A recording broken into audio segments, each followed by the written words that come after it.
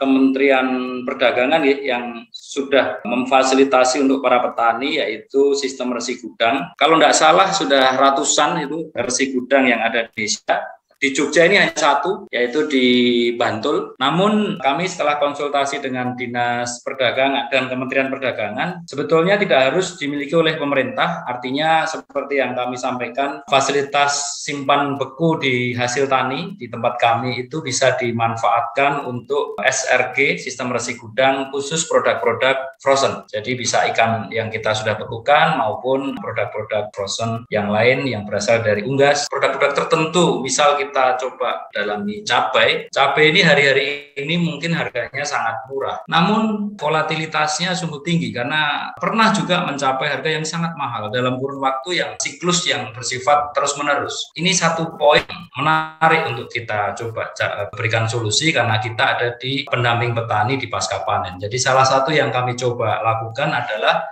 ini on proses, mencoba untuk menggeser hasil panen tadi yang titik hari ini itu adalah sangat murah, mungkin digeser up to 100 hari dari titik hari ini. Jadi taruh kata kita geser 100 hari, kenapa 100 hari? Karena 100 hari itu harga cabainya itu sudah kembali nadir, sudah kembali dari titik nadir ke titik yang stabil dan harga sudah comfortable bagi petani. Malah mungkin sudah kembali ke titik peak dari harga. Namun jika itu sudah dijual di titik murah, petaninya rugi. Karena apa?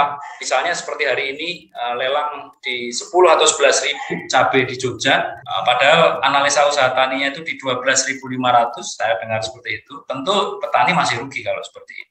Nah, jika kita bisa geser, kita bisa memanfaatkan metode menggeser itu, yaitu salah satunya dengan menyimpan beku up to 100 hari, rasanya petani akan terbantu. Karena produk seperti cabai ini memiliki volatilitas yang sungguh tinggi dan saya rasa cost dari penyimpanan ini sangat terukur sehingga keuntungan bagi petani akan lebih terjamin. Salah satu metode adalah resi gudang, bukan kami beli sebagai off-taker, tapi tetap masih milik petani tapi dibantu simpankan di tempat kami. Nanti akan dijual bersama, kemudian akan ada hitungan-hitungan tertentu sehingga harganya lebih baik dari kondisi harga saat panen, karena saat panen itu harga yang terjadi adalah harga murah. Ini menjadi tantangan bagi kami untuk ikut membantu di sana dan ada beberapa tentunya harapan kami dari akademisi periset agar selama 100 hari ini cabai saat kita buka tetap dalam kondisi segar. Kami sudah melakukan satu uji coba pertama dan itu berhasil. Pentingnya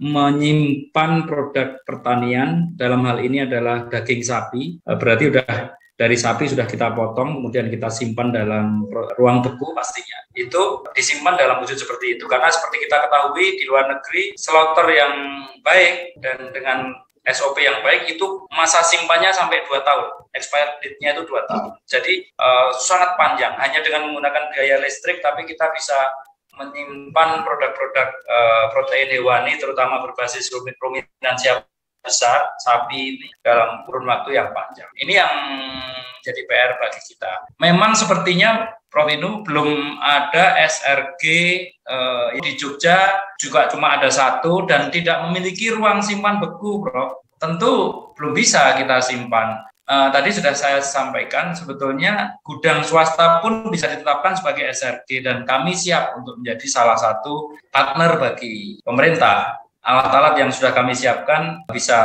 ditetapkan menjadi SRG, nanti kita akan berbisnis dengan itu. Gitu. Jadi secara aturan main bisa. Di seluruh Indonesia ini, kemampuan kita, nyun ngapunten sekali, mati dan kita harus realistis, itu memotong sapi di jam 12 malam dan menjual ke pasar jam 3 pagi. Tidak ada yang disimpan. Karena kita tidak punya alat simpan. Jadi semua di Indonesia, mau di Jakarta, mau di Papua, di mana, dipotong tengah malam, dijual di pasar becek sekitar situ.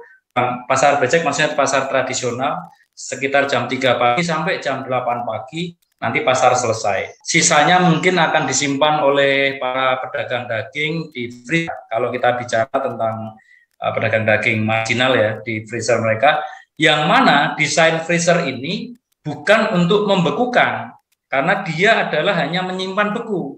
Kalau kita mau membekukan produk segar, itu harus dengan alat lain, yaitu blast freezer paling tidak. Blast freezer itu memiliki suhu minus 45 derajat untuk membekukan cepat, sehingga dia antara fase pertumbuhan bakteri dengan fase pembekuan lebih cepat pembekuannya, sehingga tidak tercemar bakteri. Tapi kalau dengan freezer suhu minus 20 itu bisa sehari semalam baru beku dan itu akan ada kerusakan. Jadi kualitas pun akan rendah. Dan simpan akan kurang dari 1 bulan. Ini akan menjadi masalah bagi penyimpanan produk-produk. Terima kasih Pak Arief.